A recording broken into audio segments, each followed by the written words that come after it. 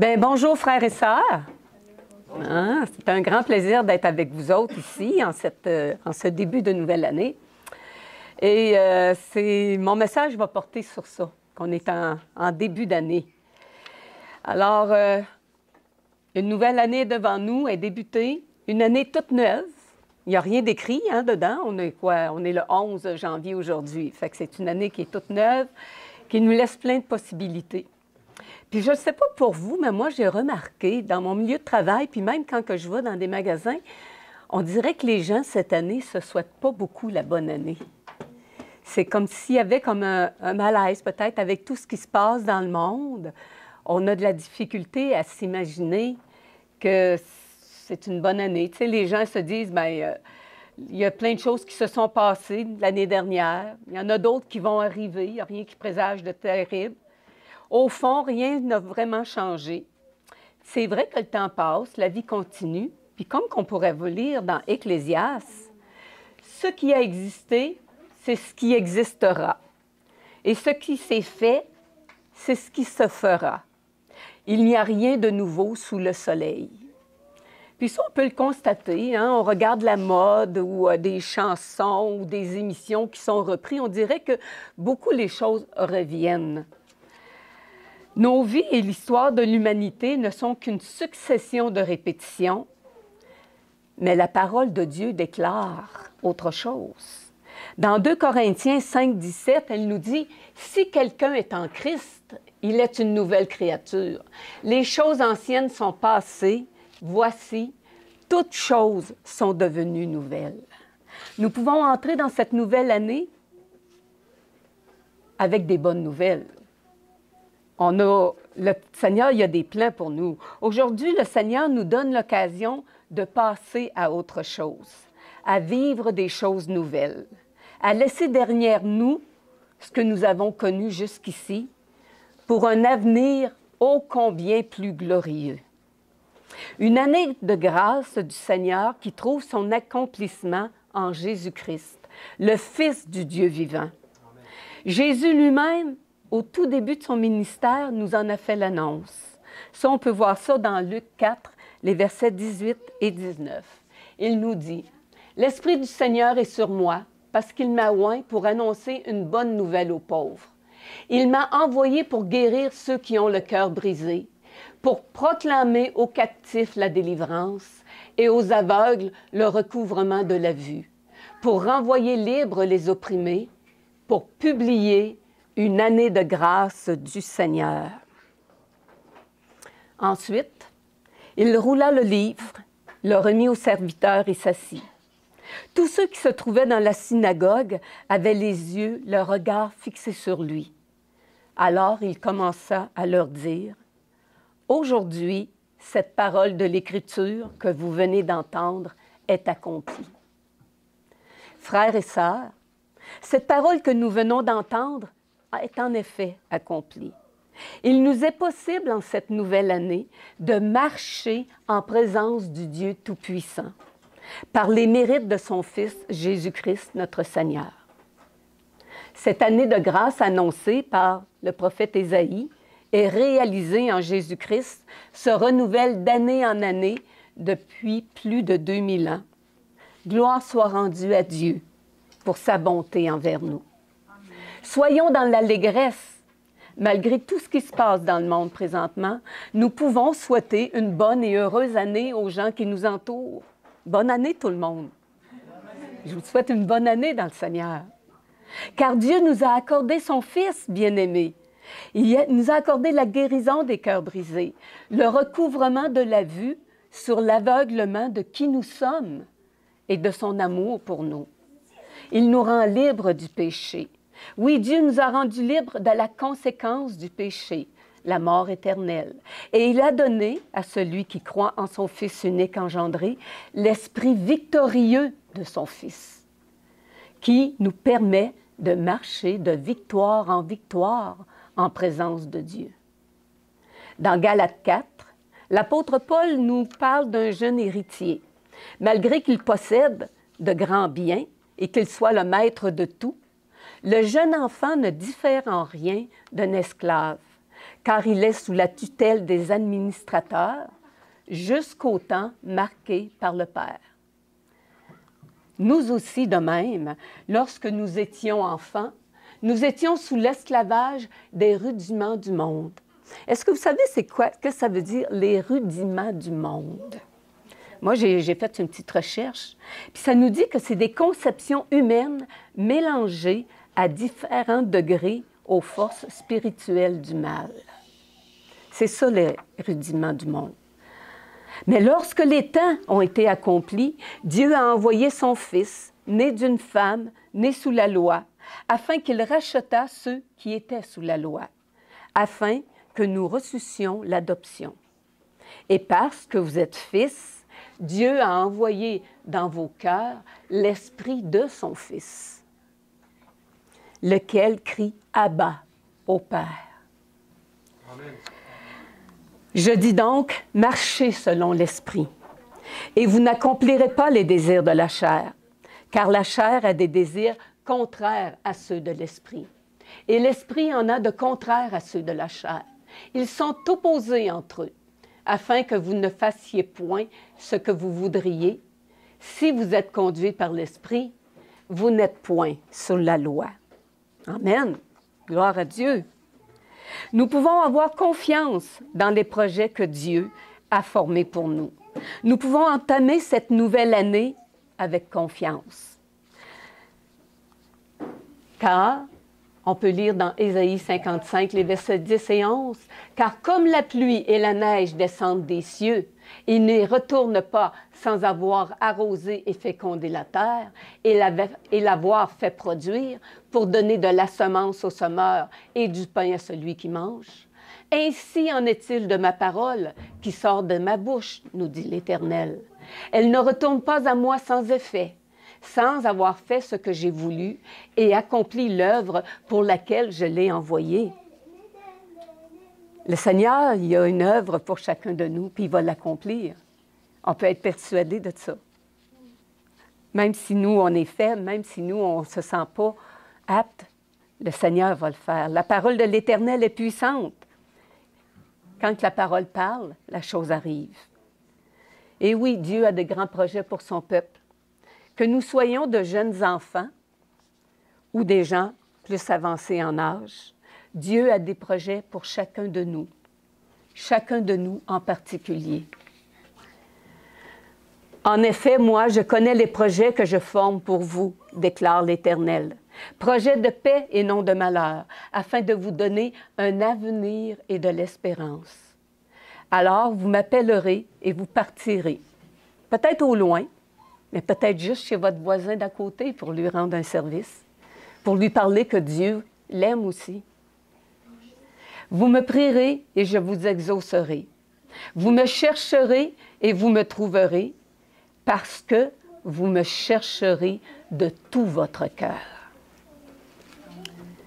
Recherchez d'abord le royaume et la justice de Dieu, nous est-il dit dans Matthieu 6, 33-34. Et tout cela vous sera donné de plus, tout ce qu'on peut avoir besoin, le nécessaire. Ne vous inquiétez donc pas du lendemain, car le lendemain prendra soin de lui-même. À chaque jour suffit sa peine, nous dit l'Éternel. Cherchez Dieu de tout notre cœur. Lui donner la place qui lui revient de droit, la première place. On peut le dire, on peut le comprendre, mais on peut aussi le vivre à chaque instant de notre vie. Cherchez Dieu de notre cœur, de tout notre cœur. C'est ce qu'il y a de plus important. Un jour, il y a un docteur de la loi qui a demandé à Jésus quel était le plus grand commandement. Jésus lui répondit, « Tu aimeras le Seigneur ton Dieu de tout ton cœur, de toute ton âme et de toute ta pensée. » C'est le premier et le plus grand commandement. Et voici le second qui lui est semblable, « Tu aimeras ton prochain comme toi-même. » De ces deux commandements dépendent toute la loi et les prophètes. Tout est là, frères et sœurs. On pourrait arrêter la prédication ici, puis tout serait dit. Parce que tout est une question d'amour, d'aimer Dieu de tout notre cœur, de toute notre âme, de toute notre pensée.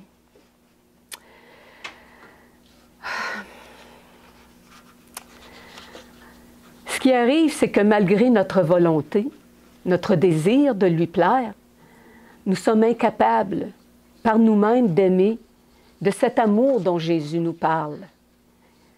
Cet amour vient de Dieu. Cet amour est Dieu lui-même. Mais prenons courage, car ce qui est impossible aux hommes est possible à Dieu. Et Dieu se révèle par le prophète Ézéchiel. Au chapitre 36, il nous dit « Je répandrai sur vous une eau pure, et vous serez purifiés. Je vous purifierai de toutes vos souillures et de toutes vos idoles. Je vous donnerai un cœur nouveau, et je mettrai en vous un esprit nouveau. J'ôterai de votre corps le cœur de pierre, et je vous donnerai un cœur de chair. Je mettrai mon esprit en vous, et je ferai en sorte que vous suiviez mes ordonnances et que vous observiez et pratiquiez mes lois. » Quelle belle promesse! On a un Dieu qui est bon, on a un Dieu qui est grand. Dieu nous offre rien de moins qu'une vie nouvelle, une nouvelle naissance. Dieu ne s'impose pas à nous. Il désire notre acceptation, une collaboration de notre part, une collaboration efficace. Dieu se révèle à nous par son Fils et par les Écritures. Malachie nous dit, en parlant de Dieu, « Je suis l'Éternel, je ne change pas. » Nous devons savoir, nous devons le comprendre, nous devons le croire, nous devons le faire nôtre. Dieu le Père et son Fils Jésus-Christ ne changent pas. Ils collaborent ensemble depuis la nuit des temps. Ils ont créé ensemble les univers. Ils ont établi ensemble le plan de la rédemption pour la race humaine. Ils sont un par nature, un par leur caractère, un par leur projet.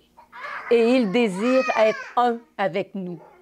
Ils désirent nous unir à eux. C'est Dieu qui met en nous le vouloir et le faire. Il nous est donc possible, par sa grâce, d'être alignés à Dieu le Père en nous laissant approcher par Jésus-Christ. Je me tiens à la porte et je frappe. Voici, si quelqu'un entend ma voix et ouvre la porte, j'entrerai chez lui, je souperai avec lui et lui avec moi. Un souper, c'est un moment d'intimité où on va développer une relation d'amitié. Le Seigneur ne nous parle pas ici d'une visite occasionnelle. Il nous dit dans Jean 14, au verset 23, « Si quelqu'un m'aime, il gardera ma parole, et mon Père l'aimera. Nous viendrons à lui, et nous ferons notre demeure chez lui. » Il nous parle ici d'une relation sincère, profonde et permanente. Être habité par Dieu le Père et par son Fils Jésus-Christ, c'est être habité par l'amour divin. L'agapé est un amour basé sur un principe divin, et non sur une émotion, parce qu'on sait très bien que les émotions peuvent varier selon les circonstances. Jésus nous éclaire sur cette dimension de l'amour divin dans l'Évangile de Matthieu. Au chapitre 5, les versets 43-45, il nous dit « Vous avez appris qu'il a été dit, tu aimeras ton prochain et tu haïras ton ennemi. Mais moi, je vous dis, aimez vos ennemis, bénissez ceux qui vous maudissent, faites du bien à ceux qui vous haïssent, et priez pour ceux qui vous maltraitent et qui vous persécutent, afin que vous soyez fils de votre Père qui est dans les cieux. Car il fait lever son soleil sur les méchants et sur les bons, et il fait pleuvoir sur les justes et sur les injustes. » C'est de cet amour-là que Dieu veut habiter notre cœur.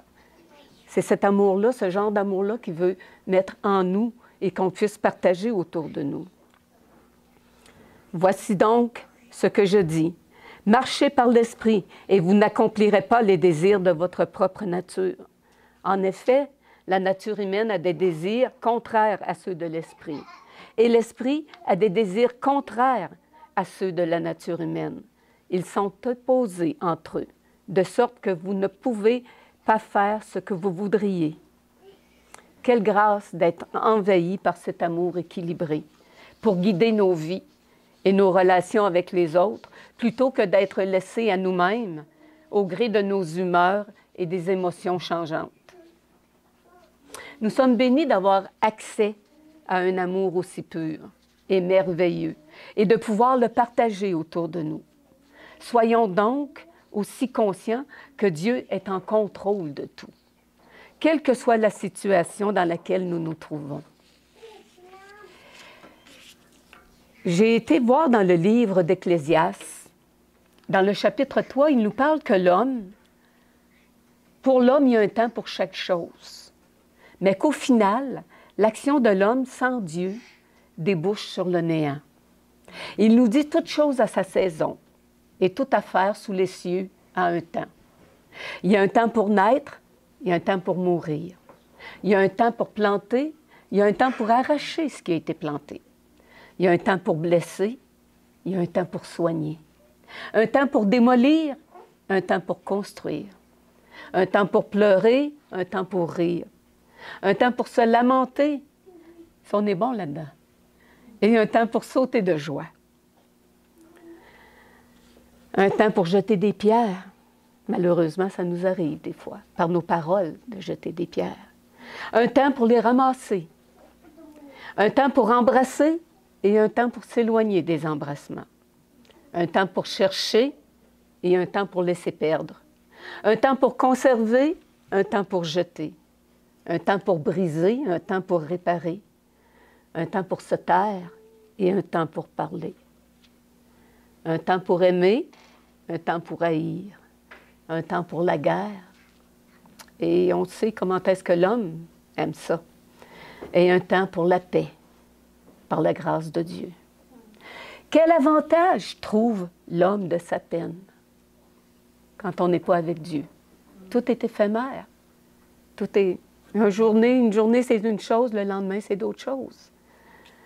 L'Ecclésiaste continue en nous disant « J'ai vu l'occupation que Dieu a donnée aux hommes. » Parce que oui, Dieu a permis que l'homme apprenne de ses réussites et de ses erreurs. En tant que parents, on aimerait éviter les difficultés à nos enfants. Cependant, nous savons qu'on a tous besoin d'apprendre par nous-mêmes. Je me souviens d'avoir dit à ma fille déjà, parce que ma fille était un petit caractère rebelle, « Ce que tu ne veux pas apprendre maintenant, aujourd'hui, tu vas l'apprendre à la dure. » Parce qu'on connaît l'expression « grandir à l'école de la vie ». Puis, gloire à Dieu, elle a grandi. J'en remercie le Seigneur aujourd'hui. Dieu n'a jamais voulu que l'être humain souffre. La souffrance et la mort ne font pas partie du plan conçu par Dieu. Nous lisons dans Ézéchiel 18, 32, « En effet, je ne prends pas plaisir à voir mourir quelqu'un, déclare le Seigneur l'Éternel. Changez donc d'attitude et vivez. » C'est ce qu'il désire pour nous. Le Seigneur est vie. Il est le chemin, la vérité et la vie. Il est en contrôle. Ecclésiaste 3, 11 nous dit « Il a fait toutes choses belles en son temps. Il a mis l'éternité dans leur cœur, sans que l'homme puisse toutefois comprendre, depuis le commencement jusqu'à la fin, l'œuvre que Dieu a fait. » Malgré qu'on est d'un bord, qu'on vacille d'un côté, une journée on est gentil, le lendemain on ne l'est pas, Dieu a mis dans notre cœur le goût de l'éternité, une recherche. Puis chaque être humain est à la recherche de ça. Malheureusement, ce n'est pas tout le monde qui se tourne vers le Seigneur pour la trouver. Mais Dieu parle au cœur. Dieu parle au cœur à travers ce désir-là d'éternité qu'il a mis dans le cœur de l'homme. C'est cette chose qui fait qu'on a l'impression qu'il nous manque quelque chose quand on n'est pas avec Dieu. On est à la recherche du bonheur. En effet, l'œuvre de Dieu est plus grande que notre compréhension. Il peut nous arriver de se sentir insécurisés, même à nous les chrétiens qui connaissons Dieu. Ça nous arrive des fois. On peut être effrayé, parfois se sentir coupable ou incompétent. Mais cela n'a aucune importance. Peu importe comment nous nous sentons, n'oublions jamais que lorsque nous plaçons notre confiance en Dieu, il est capable de réaliser tout ce qu'il a promis. Le projet de Dieu pour les hommes n'est pas une vie dans le péché, mais une destinée glorieuse. Romains 6, au verset 22-23, dans la version Bible du Sommeur, il nous est dit, « Mais maintenant, affranchi du péché et devenu esclave de Dieu, le fruit que vous portez, c'est une vie sainte, et le résultat auquel vous aboutissez, c'est la vie éternelle. Car le salaire que verse le péché, c'est la mort, mais le don gratuit que Dieu accorde, c'est la vie éternelle dans l'union avec Jésus-Christ, notre Seigneur. » C'est ça qu'il nous offre cette année comme cadeau pour notre nouvelle année, de marcher dans la vie éternelle avec Jésus-Christ. Parce que la vie éternelle, elle commence du moment qu'on l'accepte, du moment qu'on est en relation avec lui. On est déjà présentement en chemin dans l'éternité.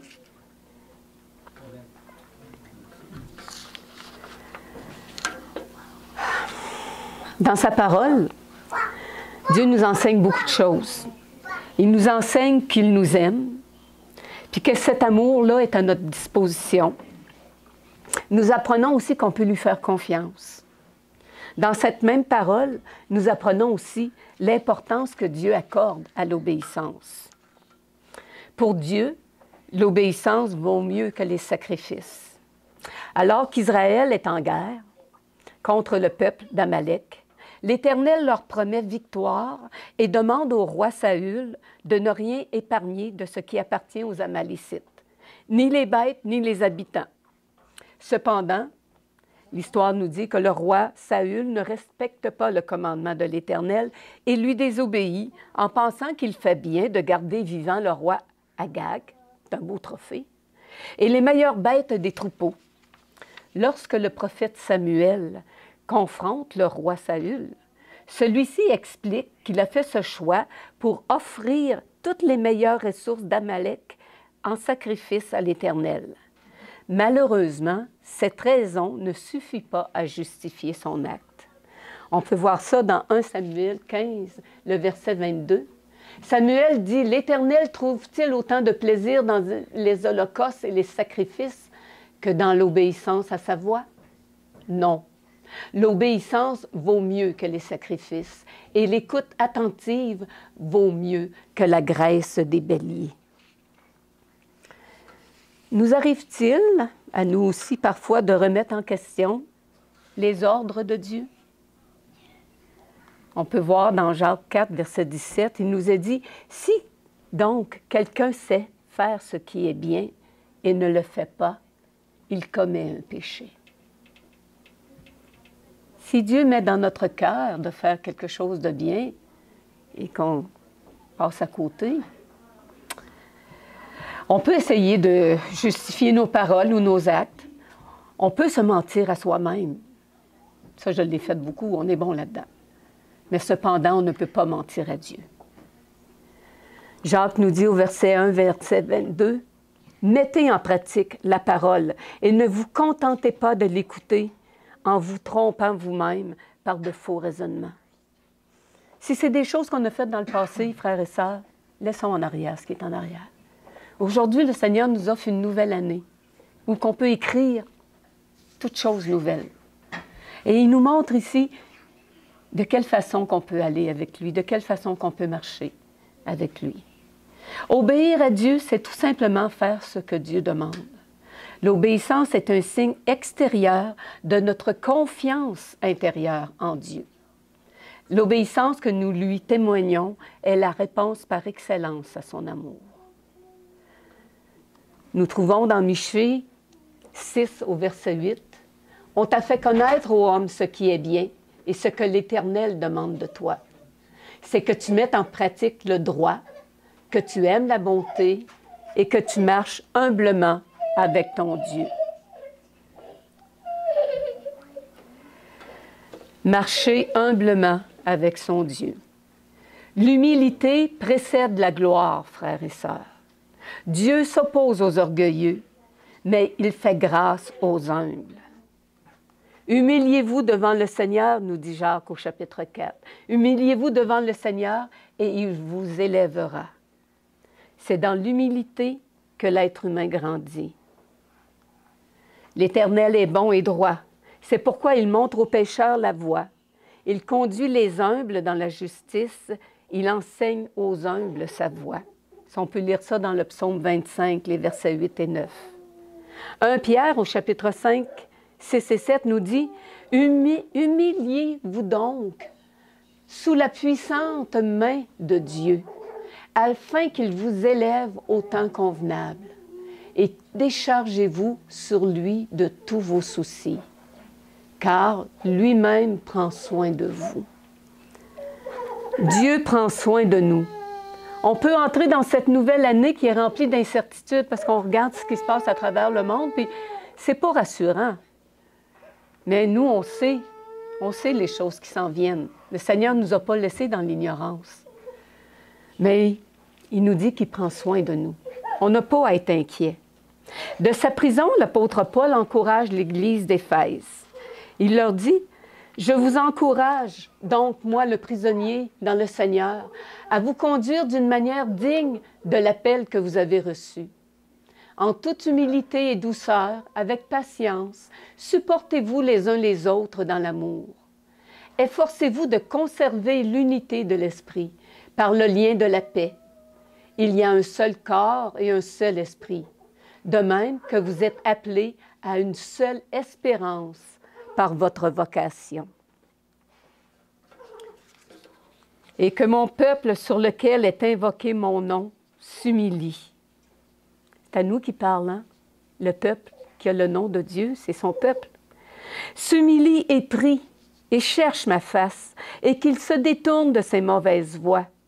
Alors je l'exaucerai des cieux, je pardonnerai ses péchés, et je guérirai son pays. » Le Seigneur nous appelle en cette année à abandonner. Si on a encore des péchés, s'il y a encore des attaches avec ce monde, le Seigneur dit: « Apporte-moi-les.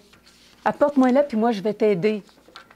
Je vais t'aider parce que je t'ai dit que je te donnerai un cœur nouveau, un esprit nouveau. Je suis avec toi, je prends soin de toi. » C'est ça qu'il nous dit. Il ne nous laisse pas tout seuls pour traverser toutes les troubles qu'il y a à travers le monde. Romains 12, dans la Bible du français courant, il nous dit: « Ne vous conformez pas aux habitudes de ce monde, mais laissez Dieu vous transformer et vous donner une intelligence nouvelle. Vous pourrez alors discerner ce que Dieu veut, ce qui est bien, ce qui lui est agréable et ce qui est parfait. » Vous désirez connaître la volonté de Dieu, frères et sœurs? Est-ce que vous désirez connaître la volonté de Dieu? Bien, je vous encourage à lire 1 Thessaloniciens 5, les versets 15 à 18. Veillez à ce que personne ne rende à autrui le mal pour le mal, mais recherchez toujours le bien, soit entre vous, soit envers tous les hommes. Soyez toujours joyeux, priez sans cesse, exprimez votre reconnaissance en toutes circonstances, car c'est là la volonté de Dieu pour vous en Jésus-Christ. Amen. Amen. Hey, moi, ça, là, je m'en l'accroché chez nous, sur ce verset-là. Parce que gardez en mémoire de ne pas rendre le mal pour le mal. Toujours rechercher le bien. Rechercher le bien chez les autres. Des fois, on est porté à juger les personnes, à porter un jugement. Mais le Seigneur dit, recherche le bien envers les frères et sœurs, mais aussi envers les gens du dehors. Il m'est arrivé une petite niaiserie cette semaine, je me permets d'ouvrir une parenthèse. C'est dimanche. Samedi soir, je travaillais, samedi passé, et dimanche aussi. Samedi, je suis allée travailler, tout est allé très bien. Dimanche, je m'en vais pour travailler. Puis nous, bien, c'est un stationnement public. Hein? C'est géré par la Ville de Trois-Rivières, notre stationnement. Fait qu'on a des vignettes. Probablement qu'en sortant mon sac pour travailler, ma vignette a tombé. Puis là, d'un coup, il y a l'infirmière qui m'appelle. Elle dit: « Mariette, j'ai de quoi te dire, mais ça me fait de la peine de te dire ça, je suis mal à l'aise. » Je dis: « Voyons, qu'est-ce qui se passe? » Bien, elle dit: « Là, il y a une employée qui me connaissait. On était stationnés comme face à face. Elle dit: « Josée est allée déplacer sa voiture, puis elle s'est rendue compte que tu as un ticket. » Oh!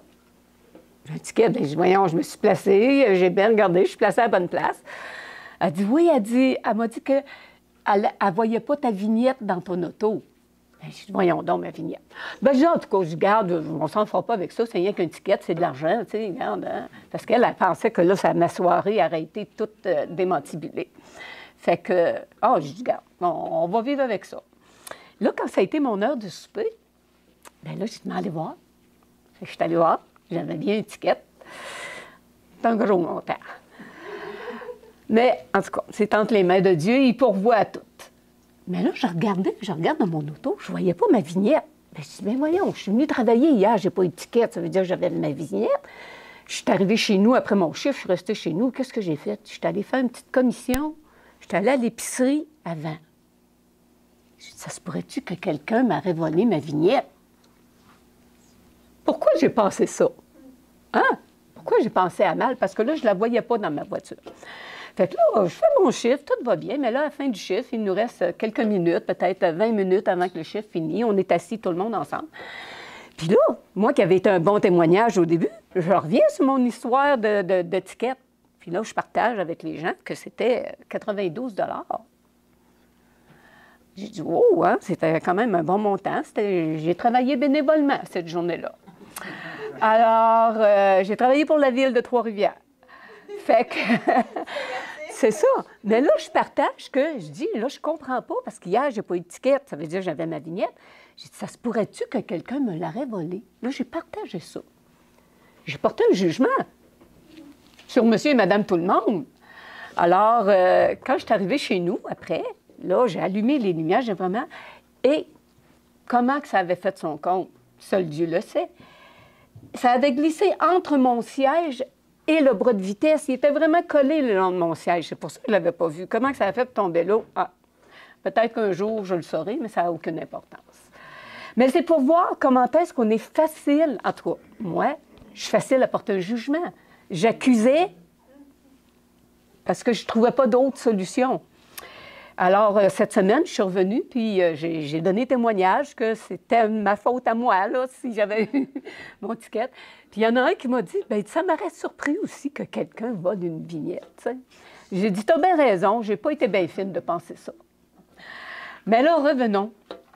Que c'est ça. On est comme ça, l'être humain. On porte facilement jugement. On répare nos fautes. Mais j'ai réparé ma faute. Je l'ai redit, je l'avais faite en public et je me suis repris en public aussi. Alors, veillez à ce que personne ne rende à autrui le mal pour le mal, mais recherchez toujours le bien. C'est ça qu'il veut, Seigneur, pour nous. Toujours être joyeux, parce qu'on a la meilleure des raisons pour être joyeux. On a un Dieu qui nous aime et qui nous a donné accès à la vie éternelle, qui met dans notre cœur un amour plus grand que qu'est-ce que l'amour humain peut ressentir, parce qu'il nous a demandé, il nous apprend à aimer nos ennemis, à aimer ceux qui nous font du tort. Puis exprimez votre reconnaissance. Que ça aille bien, que ça aille mal. Remercions Dieu parce qu'on sait qu'il est en contrôle de tout. Même si on ne voit pas la solution, Dieu est en contrôle de tout. Le Seigneur Jésus, bien qu'il soit le Fils, n'a pas fait exception à cette règle-là, de respecter la volonté de Dieu. En effet, il nous est dit dans Jean 6 au verset 38, « Ah, ben, je ne l'ai pas mis. » Oui, il est là. OK, c'est bon. Jean 6, verset 38, « Veillez à ce que personne n'a... » Bon, ben c'est ça, OK. Je l'ai lu, je reviens sur mes choses. OK. Bien, en tout cas, c'est une belle promesse, hein? C'est une belle promesse, puis c'est encourageant. Alors, on va passer au verset suivant. J'avais d'autres choses en tête. Nous avons auprès de lui cette assurance que si nous demandons quelque chose selon sa volonté, il nous écoute. Oui, le Seigneur est bon. Amen, en tout cas. Le Seigneur est bon. Puis même si on bafouille, le Seigneur, il m'aime pareil. Nous apprenons aussi que Dieu multiplie ce qui est semé. La Bible nous enseigne ça. L'apôtre Jean nous raconte une histoire dans l'Évangile, dans son Évangile au chapitre 6, sur la façon dont Dieu utilise notre participation, aussi petite qu'elle soit, et qu'il la transforme en une œuvre qui a un impact que l'on ne peut pas mesurer en nombre, ni dans la durée, dans le temps. Jésus leva les yeux et vit une grande foule venir vers lui. Il dit à Philippe, « Où achèterons-nous des pains pour que ces gens aient à manger? » Il disait cela pour mettre Philippe à l'épreuve, parce que lui, Jésus, savait qu'est-ce qui était pour se passer. Philippe lui répondit, « Les pains qu'on aurait pour les 200 pièces qu'on a d'argent ne suffiraient pas pour que chacun reçoive un petit morceau. » Philippe arrêtait son regard sur la logique humaine, aux limitations de la terre. Le Seigneur nous invite à regarder au-delà des choses, de nos capacités, mais de regarder à ses capacités à lui. Il y a un des disciples, dans Jean 6, un des disciples, André, le frère de Simon-Pierre, lui dit, « Il y a ici un jeune garçon qui a 5 pains d'orge et 2 poissons. Mais qu'est-ce que cela pour tant de monde? » Jésus fit asseoir la foule et il prit les pains, remercia Dieu et les distribua aux disciples, qui les donnèrent à ceux qui étaient là. Il leur distribua de même des poissons, autant qu'ils en voulurent. Lorsqu'ils furent rassasiés, il dit à ses disciples, « Ramassez les morceaux qui restent, afin que rien ne se perde. » Ce jour-là, plus de 5000 personnes mangèrent à leur faim, et il y eut suffisamment de reste pour remplir 12 paniers. La générosité d'un petit garçon permit à Dieu de bénir une grande foule. Nombreuses sont les expériences incroyables et même surnaturelles que nous trouvons dans la Bible. J'aimerais que l'on prenne quelques instants maintenant pour regarder une autre expérience que les disciples ont vécue.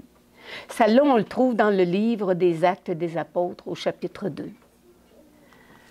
Quand le jour de la Pentecôte arriva, ils étaient tous ensemble au même endroit. Tout à coup, il vint du ciel un bruit, comme celui d'un vent violent qui remplit toute la maison où ils étaient assis. Des langues qui semblaient de feu leur apparurent, séparées les unes des autres, et elles se posèrent sur chacun d'eux. Ils furent tous remplis du Saint-Esprit et se mirent à parler en d'autres langues, comme l'Esprit leur donnait de s'exprimer. Déjà, juste ça, c'est extraordinaire comme expérience. Or, il y avait ce jour-là à Jérusalem des Juifs, des hommes pieux qui venaient de plusieurs endroits différents. Des nations où leurs ancêtres avaient été déportés, puis qu'eux étaient nés là, puis avaient grandi. À ce bruit, la foule accourut. Ils furent stupéfaits parce que chacun les entendait parler dans leur langue, dans leur propre langue. « Nous les entendons parler des merveilles de Dieu dans notre langue maternelle, disait-il. » Tous étaient remplis d'étonnement et ne savaient que penser. Ils se disaient les uns aux autres, « Qu'est-ce que cela veut dire? » Alors Pierre, debout avec les 11 apôtres, s'exprima d'une voix forte en ces termes, « Hommes de Judée, et vous tous qui séjournez à Jérusalem, comprenez ce qui se passe et prêtez l'oreille à mes paroles. » Pierre, animé de l'Esprit, se servant des paroles du prophète Joël, rendit témoignage et présenta le Messie à la foule. Au verset 37 et 38, après avoir entendu ce discours, ils eurent le cœur vivement touché et dirent à Pierre et aux autres apôtres, « Frères, que ferons-nous? » Pierre leur dit, « Changez d'attitude et chacun de vous soit baptisé au nom de Jésus-Christ pour le pardon de vos péchés et vous recevrez le don du Saint-Esprit. » Encore aujourd'hui, le Seigneur parle à nos cœurs. En effet, la promesse est pour vous, pour vos enfants et pour tous ceux qui sont au loin, en aussi grand nombre que le Seigneur notre Dieu les appellera. Et par beaucoup d'autres paroles, il rendait témoignage et les encourageait en disant « Sauvez-vous de cette génération pervertie. » Cette parole est toujours d'actualité, frères et sœurs. Dieu désire que cette nouvelle année qu'il nous offre soit un point tournant dans notre vie. Allons de l'avant, pleins d'espérance et de foi, nous appuyant sur la fidélité et la bonté de notre Dieu, et nous verrons des choses merveilleuses dans cette nouvelle année. 1 Corinthiens 2, le verset 9 nous dit, « Il est écrit, ce que l'œil n'a pas vu, ce que l'oreille n'a pas entendu, ce qui n'est pas monté au cœur de l'homme, Dieu l'a préparé pour ceux qui l'aiment. Vous avez été un Corinthien, alors c'est à... Oh, bon, ben regarde, c'est parce que j'ai oublié de changer. C'est 1 Corinthiens 2, verset 9, ma sœur. Bienvenue. Oui, le Seigneur nous a préparé plein de belles choses pour cette nouvelle année. Le Seigneur, il y a des projets qu'on ne peut même pas s'imaginer. Tout ce qu'il nous demande, c'est de nous laisser porter par lui, de lui faire confiance, de laisser son amour nous habiter. Ce jour-là, ce que je viens de vous parler, il y a eu 3000 personnes qui ont donné leur cœur à Jésus, qui ont accepté que Christ était le Messie, le roi des rois, le Seigneur des seigneurs. Puis chacune de ces personnes-là est retournée après ça dans son coin de pays. Puis ça a été une semence. Ils ont été une semence pour Dieu. Et ils ont parlé. Puis aujourd'hui, 2000 ans après, nous, dans la ville de Québec, bien, on a reçu ce message-là du Seigneur. Le Seigneur est venu toucher notre cœur. Amen.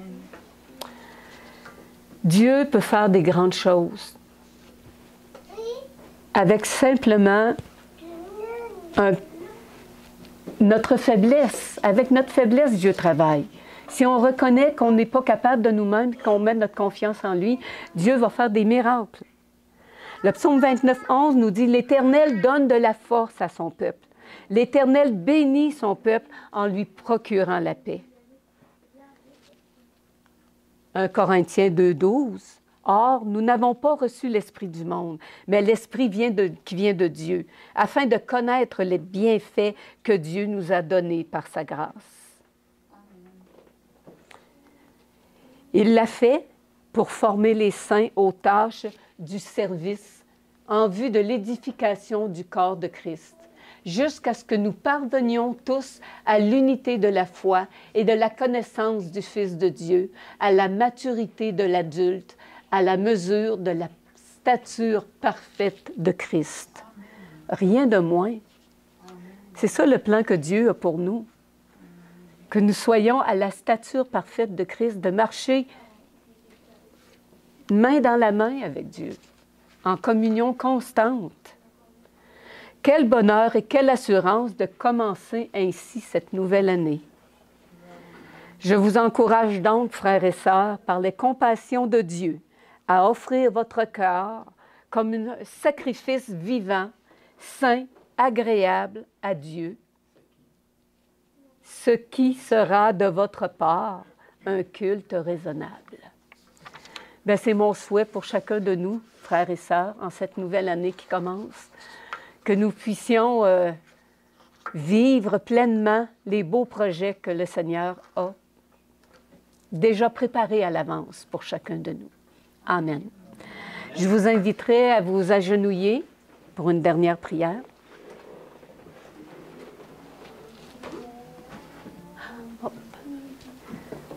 OK. Seigneur notre Dieu, nous sommes ici devant toi pour te remercier de ton grand amour. Merci Seigneur d'être venu nous chercher là où nous étions, alors que, Seigneur, nous étions ennemis. Nous n'avons rien, Seigneur, que nous puissions t'apporter, seulement des vies brisées sans toi.